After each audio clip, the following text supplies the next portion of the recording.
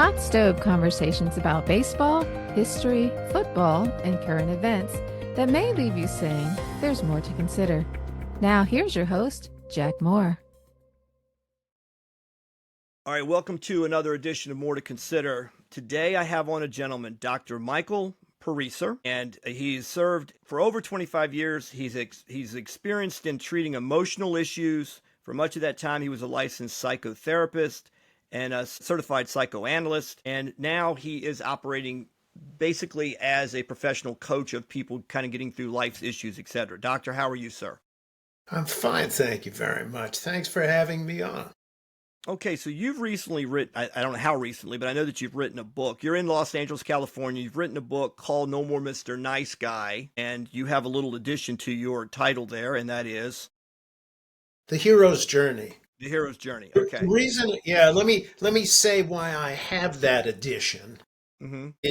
I originally, this is work dealing with people who identify as nice guys, whose lives they feel ought to work better than they actually do.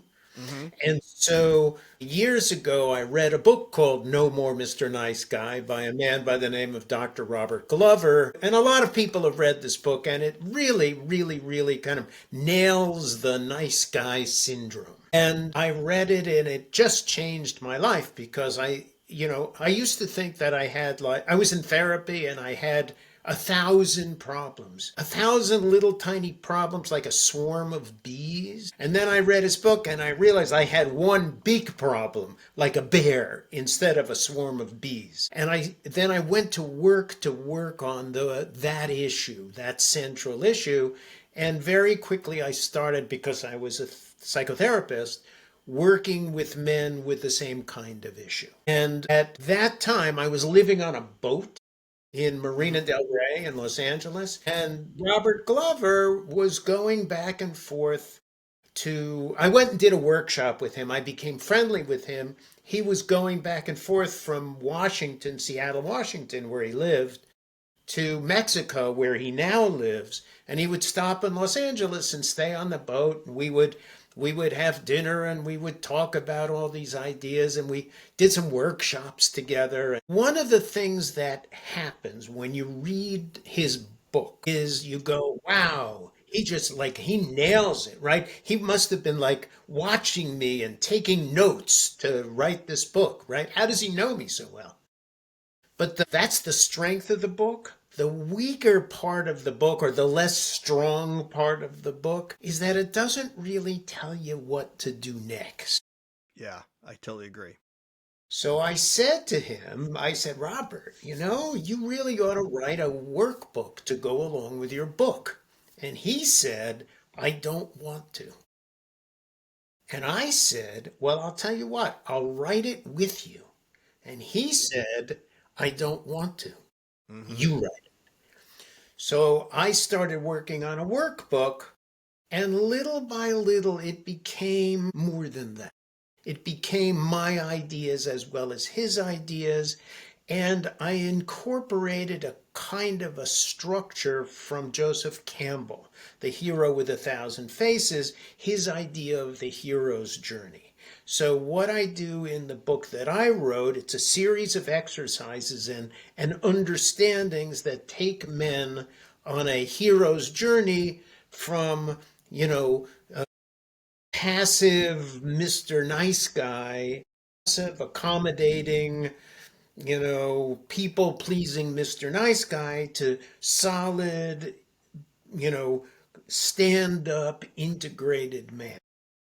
Yeah, so, and I'm sorry about the awkward lead into that, because I had read that book, and that the second part of your title, the No More Mr. Nice Guy, when I first became aware of that and I read it, I remember some of the blowback that Glover received. Naturally, people saw the title and it was like, oh, be an ass. Okay, so if it's No More Mr. Nice Guy, be the tough guy in the room, push everybody around, which he talks about in his book, is the same thing. Whether you're the passive guy or you're the bully, either one of them, you are basically manipulating people. And I think that was the biggest issue for me in reading No More Mr. Nice Guy, is that you are manipulating others. You're doing it with basically your softness in a sense, and he talked about covert contracts, which I know you know quite a bit about. And when he talked about when he was a therapist, he'd have these couples come in. And the guy is basically a doormat to the wife. He does everything. He takes the garbage out. He cleans the garage. He does and does and does, and then never gets anything in return, and then blows up. And then the wife is sitting there like, well, hell, if you were What going to did do I everything, do? exactly. And if you're just going to go do everything all the time, and I don't have any kind of responsibilities around the house, why would I want it any other way? But in his mind, and this is what really struck me, the nice guy's like, shit, I'm being nice to everybody. Why aren't they being nice to me? And that was a big key thing. And then he said the bully does the same thing, but in reverse. They go push everybody around all the time to get their way because they're not comfortable enough in themselves to think anybody could ever really care about them. So they push. So it's either push or be passive, but either one's basically the same thing. That you're not, as you say, the fully integrated man. Right. It's You're really, either pushing or pulling rather than standing straight up and being open, genuine, authentic and honest about what you feel, what you like and don't like, and what you want and don't. yeah. And so that thing, like I said, it was a title, and I remember seeing a lot of reviews like, oh, this book isn't anything like I thought it would be. This is an entirely different subject. And I don't know that maybe some people didn't pick it up in the first place, but I want to address this too, because you know this from the history of the book. He talks about, man, he goes back into history and how the male-female dynamic was handled in large part when it came to the rearing of young men. So you take that farmer in 1850. He's out there in the field working with dad and three uncles and a big brother, and they're guying it around, and he's learning to be a guy. And the ladies are back, back at the cabin doing whatever the ladies are doing. So they grow up with a certain degree of masculinity and a model of what a man's supposed to be. And I remember he talked about, since we've kind of gone to this, and it's not as if this is brand new, but this 20th century phenomenon of public education, and I thought about my own life, it was true. The first male figure there was a school principal, sometimes it was male, often was male. But every teacher I had through the 8th grade was female. And then he talks about this kind of feminizing of the country and how men have lost their ability to really understand what a masculine role is. So it's a lot of pleasing that's being taught. It's being taught right through grade school. Please, please, please, please others. And then everybody gets lost in that. But what do you feel about that? Do you think that there has been, I guess this is a question I want to ask you, do you think that some of this has been orchestrated? Because clearly we're at a masculinity decline in this country. Maybe it's rebounding, maybe it's changing. Because I know what you say about, I've watched some of your stuff about your own family dynamics growing up, and I think sometimes that person that leads to this syndrome, it could be the father, it could be the mother. But in your case, it was the mother, correct? Yeah. So tell the audience sort of a little bit about that and how that lined up with what you discovered about yourself. Well, you've got two questions. And Yeah. so one is about me and what do I think about the current Yeah. educational and overarching cultural system in America. Right. So let me first address my own, I came from a family with a very, very, very domineering mother. And my father was a nice guy. And he Yeah. was a lawyer and a judge, but he was a people pleaser. He was very extroverted. Everybody liked him. But his big thing was getting along with everybody. And my mother didn't care if she got along with anybody. But she also didn't care about anybody else. Mm-hmm. She cared about what she wanted at the expense of everybody else. So for your audience's benefit, when I was 10 years old. When I was about 8 years old, my mother fell in love with antiques and she started collecting them. And when I was 10, she talked my father into buying an antique house that was going to be a project to fix up for a year. And we were all going to live in the old house and it was all going to be great, except it turned into a 20-year project that drove her kind of like driven like a mad movie director with a movie that never stopped. And she took all of her children and turned them into indentured servants. And we had to work constantly on the house while she screamed at us and told us we weren't doing it fast enough, good enough, well enough, something enough. Hmm. And it really turned all of us a little crazy. Right. Sure. Took away our childhoods and made us crazy. But I want to add something. Even if there wasn't an old house involved, I believe I'd still have turned into a nice guy. And the reason is that there's a dynamic in a lot of families where there is one parent who is dominant. There are very few families where you have two assertive, integrated, more or less equal parents. Most families have a dominant and a submissive parent. A passive, an aggressive and a passive. And the aggressive one can be very dictatorial and often very frightening to everybody, whether through rage, they scream, they rage, they drink, they fight, they walk out, they go in their rooms and shut the door and don't talk to anybody, they abuse and they hit, they do all kinds of things that terrifies everybody in the family. And it's at that point that children in particular, they start to become more passive because they need the parent. And so they're afraid that if they come with their own desires and their own emotions, they're going to wind up in conflict with the dominant parent. And so children are turned into people pleasers, in any day and age. It may be Right. exacerbated for men in a female dominated public education system. I won't argue with Glover about that, but Right. I do Right. have to say that this has been going on since, the dawn of For sure. civilization. You can read Marcel Proust's, Remembrances of Things Past. The first volume is about a people pleaser called Swan, who falls in love with a woman who just abuses the crap out of him. So it's been going on. Well, and another thing that popped in my mind, you may have seen this come out in the last few years. Both Russell Brand and Jim Carrey, comedians and, comic movies or comedy type of backgrounds in television, both said they came from very abusive backgrounds where to make others laugh kind of put out the fire. And so they became entertainers. And in some of my research, I've certainly found this. Everything you're talking about, you did, from 8 to 10 years of age or all that time leading up to that, it's a survival mechanism.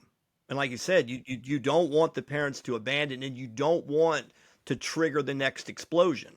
So you learn these traits. It's all survival. So as Carrie and Russell Brand almost told the exact same story, they ended up becoming well paid to be comics, to be entertainers. But they said when they look back, it was painful childhoods. And then if you look sort of at the history of so many great comics, a lot of mental health issues, no question, high IQs, mental health issues.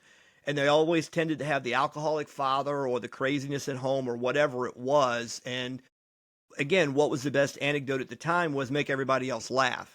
Became the class clown, whatever those things were. So a lot of those traits do come from, again, but it's all survival. So it is something that's become a survival mechanism. That's what makes it so difficult to overcome. Right. And I think it's not just the comics and the family. What I think is that each child takes on a different role, the point of which is reduce conflict and get your emotional needs met. And you can be the comic, you can be the rebel, you can be the responsible one, you can be the good boy or the Boy Scout. Yeah. There's a lot of different roles. You can be the helper caretaker. You can be a lot of different roles, but they, in essence, all have the same purpose, which is reduce conflict, make mommy and daddy happy, and thereby get your emotional needs met. So now And then that you you're, can take that out, you can become a professional comic. But if you're the responsible one, maybe you become a CEO of a corporation. If you're the baby of the family, maybe you be a dancer, a yoga teacher. Whatever, wherever you can go with what you learned how to do. Yeah. I don't know if you've read, there was two books that I read too that I thought were quite fascinating. One was called The Blessing, and the other one was called Toxic Parents. And Well, I Toxic didn't Parent, read either one of them. okay. Well, Toxic Parents was, it's not exactly on the same, but it's interesting how people's minds work. So, this one guy in Toxic Parents, he was a psychotherapist, and he said, one of the things I noticed, and this is really tragic, but it's quite a bomb to drop here, but he would be in the room with 10 adults that were sexually molested as children. And he said all of the other nine, when they heard one tell their story, could objectively say, but dear, you were four. It wasn't your fault. But each of them thought it was their fault. Like each individual, they could objectively look at the lives of others and go, well, that was clearly not your fault. You were 4 years old. But all of them individually thought, well, I must have done something that caused this. I must have done something. And the other story he told, sort of along that line, is he said he had a woman come in one time. He goes, as a psychotherapist, and I'm not supposed to say this. He said, but she was 51 years old, and the only way you could really describe her was breathtaking. She was 5'11". She was gorgeous. She'd been a runway model, and she had a line of cosmetics. So she comes in for this therapy. So, honey, what really at the core is your problem? She goes, I'm ugly and I smell bad. There you Literally go. what she says. And he goes, I'm thinking like, you had a line of cosmetics and you're a runway model. And she literally thought, and then he finds digging deeper that her mother remarried when she was 16. And this guy she remarries, who's looking at this 16-year-old that's beautiful and on her way to looking, very much like mom, in his kind of defense to saying things that maybe he was otherwise thinking, would go by her and go, man, you smell bad, or, oh, you're ugly. He starts filling her head with how ugly she is, but she still models. So you never know what people really deep down, the scars and injuries they have, because you'd look at somebody that's a model and successful in cosmetics and go, well, clearly they know how beautiful or wonderful they are, but yet, and she'd had 3 failed marriages and a couple of kids out there that didn't really like her. And so she reaches this point at 51 where she's like, what is going on here? And what he dug out was this event that happened to her when she's growing up. So I'm sure in your field, you probably see a lot of similarities in the stories that lead to why they're coming to you. But there's probably some nuance as well. But there's probably kind of the key thing is childhood, I'm sure, and some of these kind of cues that they received. Right. So I think that in a funny sense, I find the stories are all different, but they kind of lead to the same place. Right. And the place they lead to is, so somebody could be abused, somebody could be neglected, somebody could be beaten, somebody could be yelled at. Even in, relatively kind of healthy families, you could find yourself kind of at odds with one parent or the other. You could even have pretty good relations with both parents, but they're fighting with each other. So there's a lot of different things. Every family story is different. Which brings up, how often well, I mean, you probably don't see it. Go ahead. Hang on one second. Yeah, But yeah. the place they all lead kind of goes like this.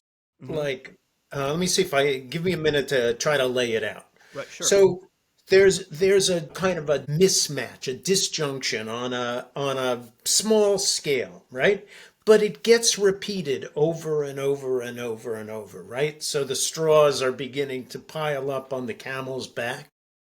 And around the age of 5 or 6, before that, there's childhood amnesia. You just don't remember that because there's a part of the brain that needs to come online for you to have those long-term memories. It's called the hippocampus. And until the hippocampus comes online, you can't make long-term memories. But when it does, and you can, now you can begin to see patterns and you can begin to experience a kind of autobiographical sense of self. And so now you have a story.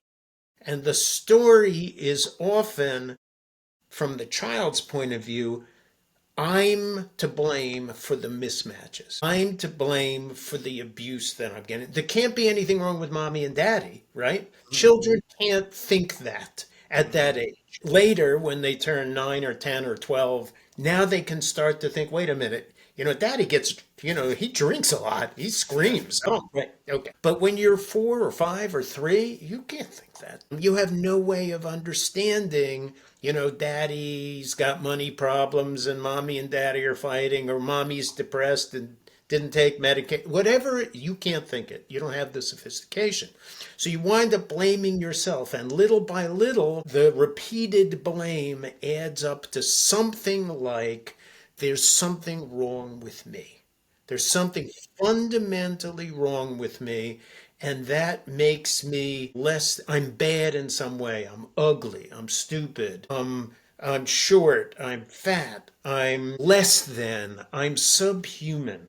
It's sort of general, but later on, it starts to attach to things like your looks or a particular defect, if you have a speech defect, or if you, right. So, or you're picked last for the team, or you didn't make the cheerleading squad, or you didn't get into Harvard, or whatever it happens to be, it attaches.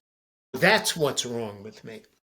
And you can go and try to fix it, but eventually it kind of solidifies, reifies into something like, I am less than and therefore unlovable. I am bad and therefore unlovable. And I live in this lonely, loveless world, my personal hell, that I will never be able to escape. It's a secret world, but that's where I truly belong. Well, I was going to ask, and I know it's a stupid question to ask because the people coming through the door probably didn't have the healthiest situations, but I'm just kind of curious. I'm thinking in my own upbringing and the people that I sort of associated with. I saw a lot of things going in other people's houses too, and I just kind of wonder, like, really, who does have what you might consider an M1A1 healthy upbringing? I don't think it happens, right? It not only doesn't it happen, the kind of thing we're talking about is also, it's hardwired. All this stuff is actually a kind of a twist on an inborn life-preserving tendency that I think almost all animals have, which is a kind of an emotional shutdown. And you need to be able to shut down. And let me give you a quick example. A mother animal goes off to find food. When she goes, the babies cry. All right? The baby is crying. The baby's cry, after a certain point, if it doesn't bring the mother, will shut down. And that's life preserving, because if it doesn't shut down, A, it's using up precious resources of energy, and 2, it's attracting predators. And so we all have that shutdown mechanism, including humans.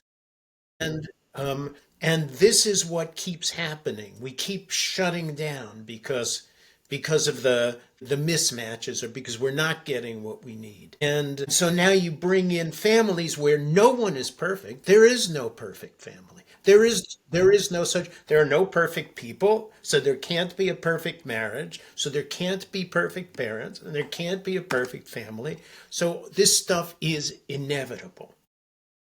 And what it winds up doing is forming what I call organizing principles. And it's a concept I got from a particular mentor of mine. And it's the idea that you learn how to relate to the world. And some of these organizing principles work well.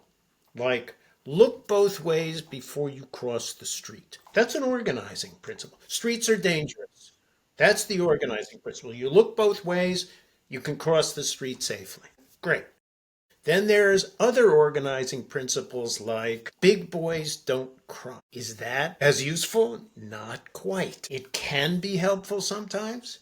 It cannot be helpful. And you live in a world, you have lots and lots of these organizing principles. The tricky ones are the ones that work sometimes, don't work other times, but you can't tell the difference. And that brings us back to the nice guy. There's nothing wrong with being nice to people. There's nothing wrong with being kind. There's nothing wrong with being generous. However, the idea that this must always be the case, that you can never be selfish, that you can never put your own needs first, is the problem. The problem is not, it's a bad principle. The problem is you've got it held rigidly and irrespective of the situation in which you find yourself.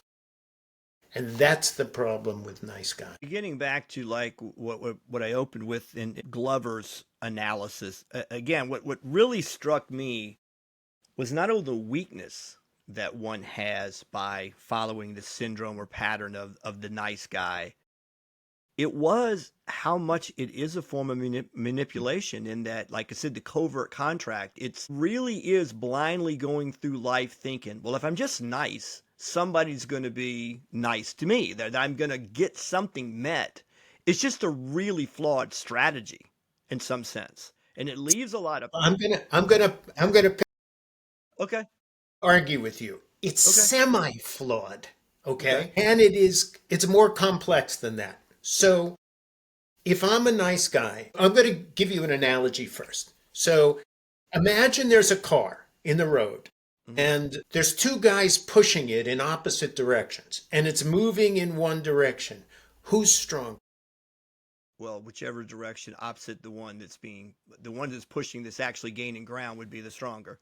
Exactly. Now imagine the same car being pushed by the same two guys, but they're both on one side pushing the car up the hill, down the street. Who's stronger? Both of them are now in unison working together to push the car. Well, if they have the combined strength, they'll move the car up the hill, hopefully not roll back over them, but yes. Right, but which of the two guys is stronger? We really won't know. That's right. And the same, that's exactly right. And so the metaphor I'm using is about motivation. So you can be a nice guy, and at one and the same time, you can have a genuine desire to be generous, and also a desire to get something, and also a desire to hide the fact that you had a selfish motivation. That's now three guys pushing the car. And so it's not always or purely motivation. There's other things going on at the same time. But to the extent that it is manipulation, I'm sorry, I meant manipulation. To the extent that it is manipulation, covert contracts, yes. Okay. Yeah, It needs to be pulled apart. And that's why nice guys, I'm sorry, I'll say one last thing, I'll give it back to you. No. That's why nice guys feel resentful, because Right. they're not aware that they're manipulating. They're only aware of the good motivation. And so when they're doing it and they don't get what they want, they go, how come I have this pure motivation to make everybody happy? How come I don't get it back in return? Practiced law for a few years. I've taught, I've coached baseball for a number of years. I'm still doing that now. So I say that in this context. Some of the most successful attorneys I saw had great boundaries. And they weren't necessarily the most, I wouldn't say respected, that's not the word. They weren't the most liked. And then I saw some attorneys that I thought knew the law like it was going out of style. They knew everything there was to know, and they got pushed around. And I think sometimes by judges they got pushed around because Johnson will take it. He always takes it. He'll take it. But that guy over there is going to be a pain in the ass if it doesn't go his way. So when you're splitting the baby, and that happens, you said you come from a background, lawyers and judges. Sometimes they just make decisions to get the least amount of friction when it's done. And then they're weighing the two parties. And so that's one of those things where it was really frustrating for me when I was an attorney because judges would just often do what the hell they want. But I'll give you a really great example. I don't think any of the parties here would understand. I'm going to try to be as subtle as I can with this. There were two attorneys I worked with in an office, and I love both of them. And one of them was approached by a potential client with something that probably would never possibly happen. He had an idea of something he wanted, and it was a conflict with where he lives. I'll just say that. Okay. This one attorney that kept the lights on, this guy made lots of money for the firm. He's like, talk to this other associate, he'll straighten you out. When this other associate talked to him, I'll cut to the chase, he gave him a $36 answer. He said, what is it you really want? And the guy said, he goes, don't litigate over that issue. Just for $36, you can fix it this way. There was a fix, believe me. Well, I heard that story from both attorneys. I heard it from both of them. The one who made the money and kept the lights on was pissed at the other guy for not taking the money up front, billing hourly, and trying to go the litigation route. And the other guy was like, I didn't feel it was the ethical thing to do. And I used to tell that to college classes that I taught on that very subject of like what's ethical and the rest. I love both of them, and both of them had their lane. And then the one guy ended up finding really his lane to really practice law where he wasn't in confrontation in court. It was a different type of field to be in, and he was really, really good at it. So I just say that point. Both of them were ethical. One of them probably I lean more towards the answer of give the guy the $36 answer. But I understood if the other guy didn't exist, a lot of people in the law firm that got salary and benefits wouldn't eat so well and wouldn't have, they wouldn't have things because so it's that balance of business and law and justice and all that, which really leads to seeing a lot of different personalities play out. And I didn't really see anybody in that field that was particularly perfect either, because it's a very difficult field because all you're ever doing is you're dealing with everybody else's problems. That's right. And sometimes you're having to be honest with them and they don't like it, and so I say all that to say, I know I wanted to be in law because something triggered from me growing up. I thought it would make me important. And I was in a room one time in a continuing legal education class, and I'll never forget this. There was 19 of us in the room. Well, I was 20, and 19 of us on the Myers-Briggs basically scored. We should have nothing to do with law. And the woman was laughing, and she goes, you guys are art. You're creative. You're into art. You're into something else. You're creative. You don't want this. Somebody somewhere told you to be structured. So you're like, well, what's more structured than being a lawyer? And a guy in the room said, I do 20, 25, $50 million deals all the time to build hotels and all this stuff on the waterfront. I was in Virginia Beach at the time. He goes, the funny thing is the guy I represent will show up for meetings with two different color socks. He doesn't know where he is. He's an idiot savant, and he can sit there without the least bit of sweat or any type of anxiety, do $50 million deal. He can't do anything else. He can't start his car. He can't figure out how to get to the grocery store, but he's that guy. And he said somehow God sheltered him and made him very, very well off because he can narrowly do what he does in that one particular field. Otherwise, he's socially awkward and all the rest. So where I'm going with this is a lot of the people I've seen that the higher achievers have the most screwed up backgrounds. It is to overcome. I mean, I've seen that. I've seen some people that had really, I know, rough upbringings, had to prove something. And in sports too, in the world of sports that I've been around, if you look at a lot of the greatest athletes in history, they were either in some part, they were late bloomers, but a lot of times they had really horrible home lives. They had a father told them they'd never be good enough, whatever. And it motivated them to achieve things, to like shut people up, prove people wrong. But I think they come to a point though, and one kid that I work with in professional baseball, he basically told me that. He played in the major leagues. He was very successful. And he said, there came a point where I realized everybody wanted something from me because of who I was. There was no me. It wasn't about me at all. Everybody's coming from a different angle. But as a kid, he wanted to be a superstar, and he achieved it. Now, what those motivations were, there's a lot of things that went into that. But at the end of the rainbow, I'm not so sure he felt that it was totally fulfilling. Even though from the outside, people would look at it and say, oh my gosh, look at how much he achieved. So when you're working with people, I know I've thrown a lot out there, but when you're working with people, I kind of believe I know that the angle that you're trying to create, you're trying to get someone to have a better sense of themselves, a better sense of self. And with that comes, I'm sure, often some better lifestyles, and you're getting better results in your life. You're going to be able to achieve more. But it's not the achievement, it's the cleaning up or healing of oneself that leads to better outcomes in every other part of their life. But I'll bet you that in what you do, you probably do work with some people that are probably pretty successful in what they do. Do you not? I do. I work with people who are very successful. But the success, and the reason they're coming to me and asking for my help is because though they may have business success and material success, they're not very happy. They're empty. And I don't mean happy, you probably know this, but for the audience, just very quickly, there's people talk about two different kinds of happiness. One is called hedonic happiness, which is more sensory. I eat a good meal, I drink a good glass of wine, I have sex, I feel good.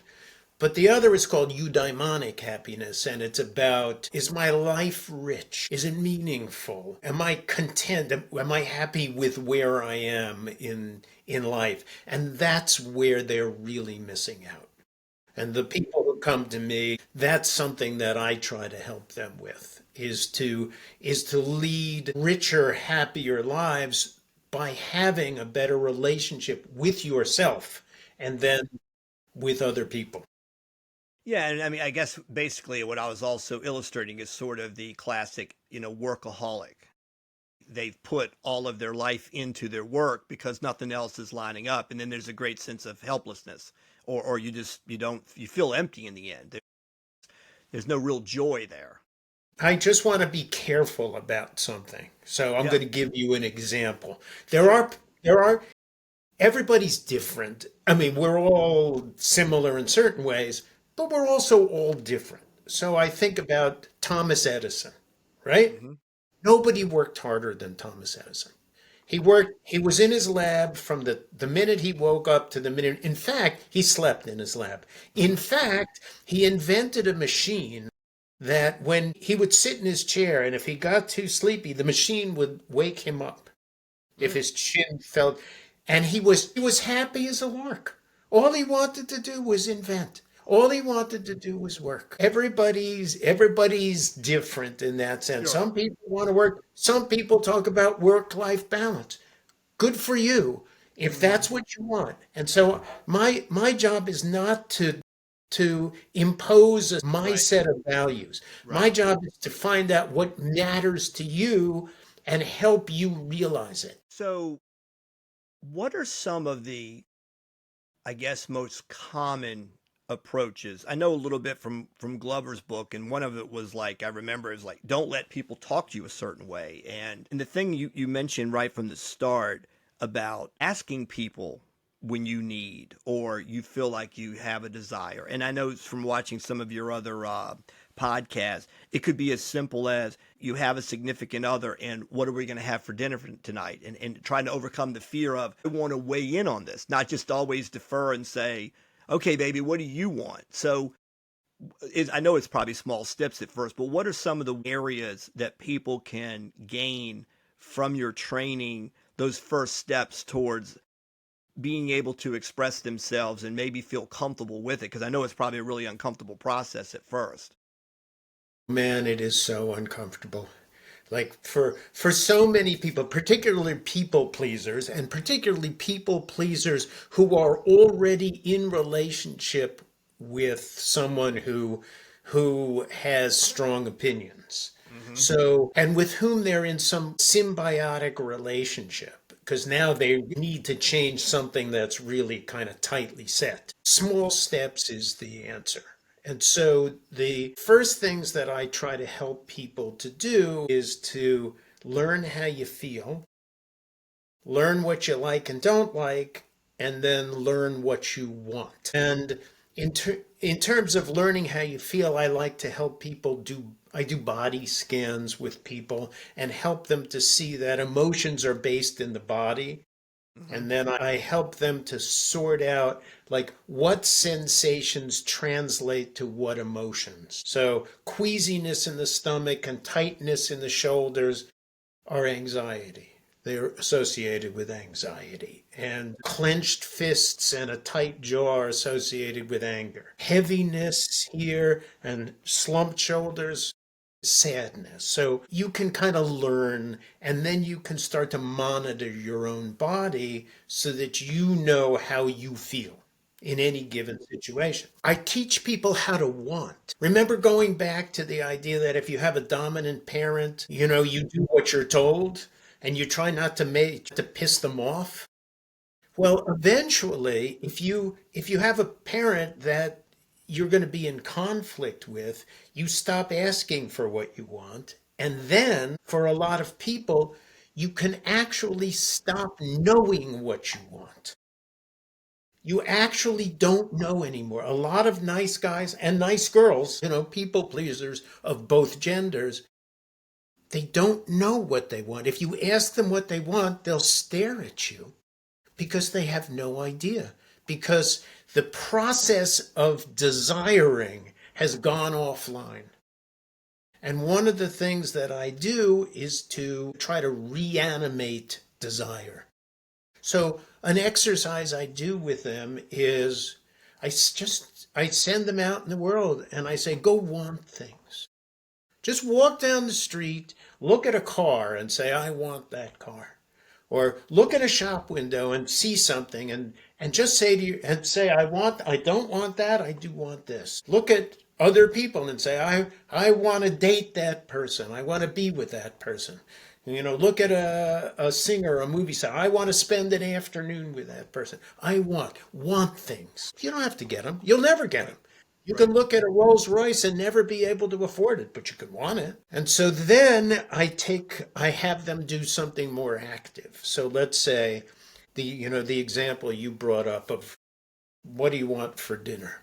So normally people pleasers, nice guys and nice girls, goody two shoes, they turn to their partner and they say, what do you want for dinner? Where do you want to go to dinner tonight?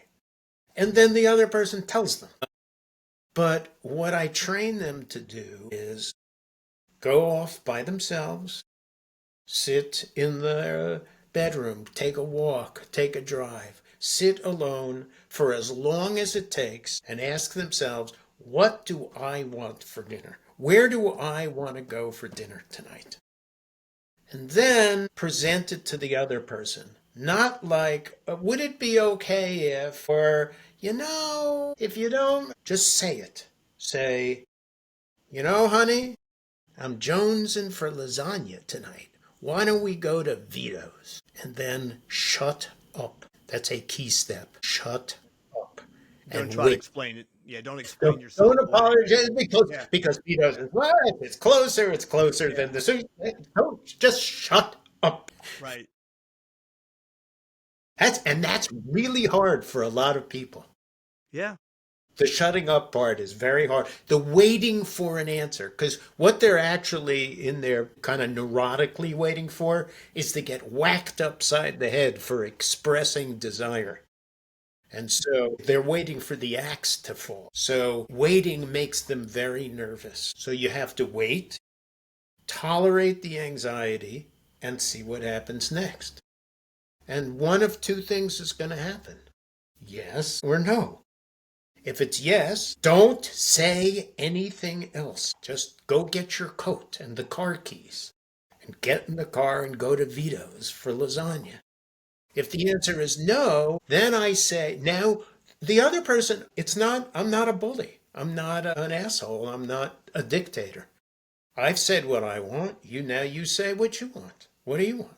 You want sushi, right? Or you want burgers. I don't know what you want. Whatever you want, right? Then we can talk about it. Okay, I'll tell you what. If you go to Vito's with me tonight, I'll go to sushi with you tomorrow night. Or I'll go with for sushi tonight if you promise me tomorrow we can go to Vito's for lasagna. Or maybe we go to the food court and you can have sushi and I'll have lasagna. Or maybe we'll find a Japanese Italian restaurant. Or maybe we'll both have Siberian food. Or maybe we'll just stay home and cook and have sex. Whatever it happens to be. But first you have to come and say what you want and stand in the vulnerability of your own desire. Right. So let me ask you this too about relationships. I remember a college professor saying this to me when I was in my 20s, early 20s. It always kind of stuck with me. And you probably had no scientific basis or any study to support this, but I kind of wondered if it didn't make sense. We have a tendency to seek out someone that can help resolve an unresolved conflict with our parents, or at least attempt to. So we kind of, like, if you're the nice guy and you had the domineering parent, you sort of gravitate towards the domineering person to fill that role. And because now maybe I can fix mom or fix dad or fix my childhood. How much do you see that? Do you think there's something to that? I'm not a big fan of that theory, Okay. but it's not that I disagree that you're attracted to those people, but I think the idea that you're doing it to resolve Hmm. something is an oversimplified notion. It's kind of reductionistic. Here's how I think about it. This is a simple visual metaphor that, maybe for your audience. Can you see my hands? Okay. So let's say and this is also oversimplified, but maybe a little bit more complex. So let's say a baby comes into the world and the baby is unformed, right? Can take any shape, right? And he comes into a family, and the family, the environment, right? Mother, father, siblings, looks a particular way. Let's say it looks like this. So the baby will wind up looking like this. If the environment looks like this, the baby will wind up looking like this. If the environment looks like this, the baby will look like this. If it's like this, it goes like this. Now, let's say for argument's sake, this was the environment. Here's the baby. Now it grows into an adult. Now, goes out into the world, right? Meets this person, meets this person, meets this person, meets this person. There's a fit on an elemental emotional level that's just going to feel right. And it's much less conscious, and it's much less about resolving an issue and much more about this is what feels familiar. This is what feels right to me. This is where I match up. All of that reminded me. Try to do this really quickly. It reminded me another story from that book that I read, the Toxic Parents book. It was basically this. This young man had five businesses. He is just making massive amounts of money, and he has the deadbeat father that never achieved anything, that just belittles him every day, even though he's doing well, right? So the father doesn't have two nickels to rub together, and eventually is so out of it, or basically down and out, he starts to work on the site with the father. And now the son just brings him out to work just to give him something to do and make some money. And he starts to see this therapist. And he's like, look, you got to resolve some stuff with the dad, because now he was becoming a problem at work. Other people are seeing him berate the kid, and it's his business. So he talks the dad into coming in with the mom. And they come in, and the father go like, Mildred, get your purse, get that. This is a bunch of bullshit. I'm not going to, subject myself to this, and storms out. So some time passes. Then the father's at the work site, and he goes, son, I've been thinking a lot about that session we had with your therapist. I want to go back. He goes, okay, dad. So the long and the short of it is, he ends up going back, and he bursts into tears, father, and tells his son with all the successful businesses, and he goes, I'm so terribly sorry, son. I treated you just like my father treated me. He used to say the same things to me. I'd never amount to. Guess who starts crying and can't handle it? The The mother. therapist. No, no. The mother reaches out to the father and goes, whoa, whoa, don't you want to rethink this? And he was saying that her whole identity was, everyone in the neighborhood said, poor Mildred, she has to put up with that asshole, blah, blah, blah. And now he was stripping her identity away. I say that to say, somewhere in that connection, whatever that connection was, she identified as the martyr. Everyone felt sorry for her. So she married this loudmouth screamer and all the rest, then gave birth to this poor kid who's out working, the five businesses and everything. But when father finally comes to, you know what, son, I owe you an apology. This Right, yeah. Now I you can't. got these two people, and one of them's doing this. And now Yeah. what is this person supposed to do? What Yeah. do The I do mom. now? Yeah. Right. Yeah. So that whole role playing thing, I think, is so a big part of it, as you've said. Everybody's kind of got their role, and you could have siblings, and one's the rescuer, one's the comic, and one's the whatever. But yeah, it's really interesting because it drives so much too of some of the tragic things we see in the news. And I think that was, Sure. I think it's a big, well, it's a Seinfeld line, but I always thought it's funny in the moment, but it's also kind of telling. Seinfeld, I remember on one of his shows and one of his stand-up acts, he goes, you ever notice that all those people they put the microphone in front of after they find the mass murder? Like, I thought Steve was kind of a nice guy. I saw him come in and out. There's always that person that does the crazy thing, and then all the neighbors were like, I was totally unaware Yeah, right. Yeah. that through Always that kept to person. himself, sweet guy. Yeah. Seemed like it, right? Always saw him go to the That's right. mailbox. And Right? his Yeah, lawnmower. Yeah, but then they find out he's got several people stuffed in his attic or something. It's like nobody knew, right? So there are a lot of people certainly hiding a lot of scars and parts of their lifestyle and all the rest of the stuff. All right, so how can people get in touch with you? Are you looking for more clients, or where are you at? How people can find out A more about couple you? more. I don't. I have a very small clientele because I don't want to. I used to do like 45 hours of clients a week, and now I hold it to like 10, Right. um, because I play golf. Yeah, you want other things to do. Yeah. I got other things I want to do. So I have a very small select, it's a sort of a boutique practice. But yes, if people want to get hold of me, they can. I have a website, www.drpariser.com, drpariser.com. I wrote a book, No More Mr. Nice Guy, The Hero's Journey. I'm online, I'm findable. People can reach out to me. By the way, I'm working on a class on assertiveness that's going to be available probably on my website, but also probably on Kajabi or Udemy. So I'm working on that right now, and they can access that as a resource as well. Now, your book, The Hero's Journey, No More Mr. Nice Guy. Where can people find that? Amazon, Barnes and Mhm. Noble. It's not expensive. It's like, $12 or $13 for the book. I recommend buying it in conjunction with Robert Glover's book. Because again, you've kind of filled that role of being the workbook for some That's of the right. other concepts and everything else like that.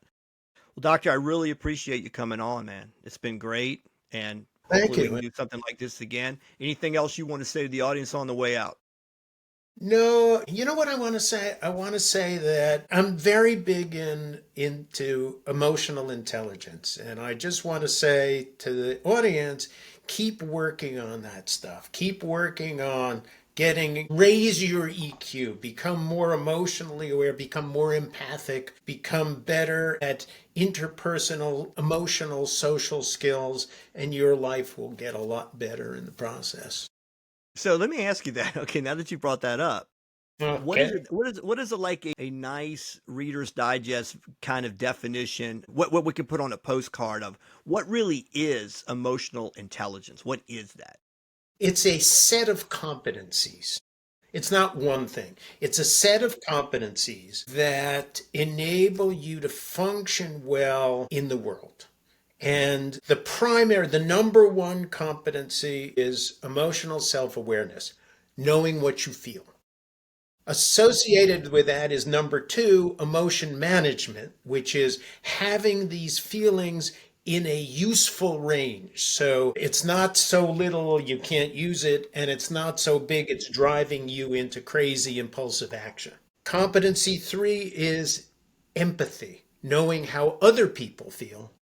And then the competencies after that are about using what you know about what you feel and what other people feel to be able to interact successfully. Okay. Yeah, because I hear that thrown around a lot, and I guess a lot of people, when you open with even really having some kind of idea, I like what you said about the range of emotions, managing the emotions, making them useful, and really knowing your own emotions. Because I think everybody kind of off the top of their head thinks they're saying having to figure out what everybody else feels, which is an aspect of it. But I don't think they ever really take into account what they feel themselves. Fair? Yes, but I think they're not very good at knowing what other people feel either. Well, I think that's true. I think that's why I think the emphasis is always put on that because I think it really is difficult to. I just think it's a difficult thing because again, Hmm. you really it's hard to read people sometimes. You can use circumstances certainly to think through where would the average person or the normal person or whatever within the circumstances of a particular event, how should they feel or how do you think they feel? But you never really Or know. how might I feel if I were Right, there? Yes. right. Doctor, again, really enjoyed having you on. This has been More to Consider. Please check out his books. Please check out his website. And please like, subscribe this show. Come see us again really soon. I think this has been really helpful. This has been very educational. Thank you so much, sir. And thank you for having me on. It was really good talking to you. I Appreciate you. enjoyed this a lot. Thank you, sir. Thanks for tuning in. If you like the show, subscribe and hit your notification button to get an update when we post another episode. See you soon.